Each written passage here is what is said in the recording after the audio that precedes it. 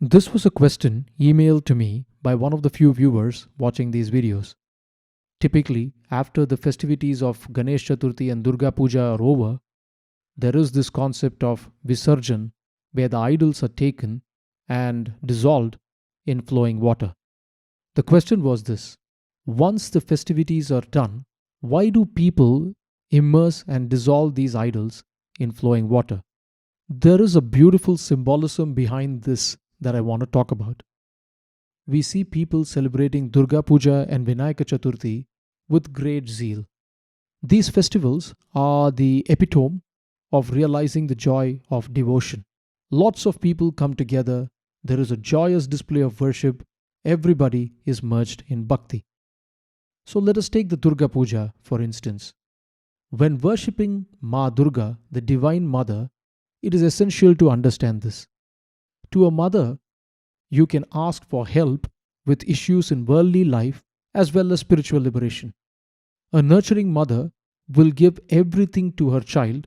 She will reprimand the child, of course, but give everything to the child to make sure that the child reaches its true potential. I will make a more detailed video on the symbolism of Ma Durga and the aspects of the divine sacred feminine later. There is a very deep philosophy behind the worship of Ganesha too. Remember that Ganesha, Lord Vinayaka, was created by the Divine Mother in her aspect of Parvati. Now, the story of Ganesha has a very rich symbolism, and I will go into more details on the symbolism behind Ganesha in another video.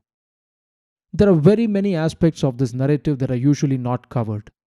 But in the devotional aspect, he is regarded as the God energy who can remove the obstacles in one's life.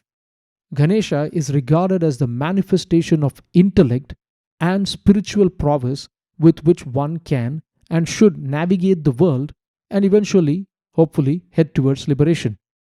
Coming back to these festivals, in the festival days, most of the devotees are very joyous. They celebrate life.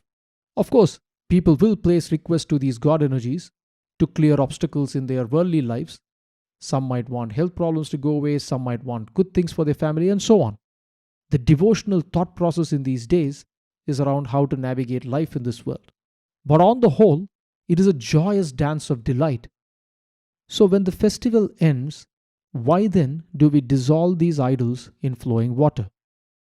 The symbolism is this: this whole world experience is the dance of delight of the Brahman.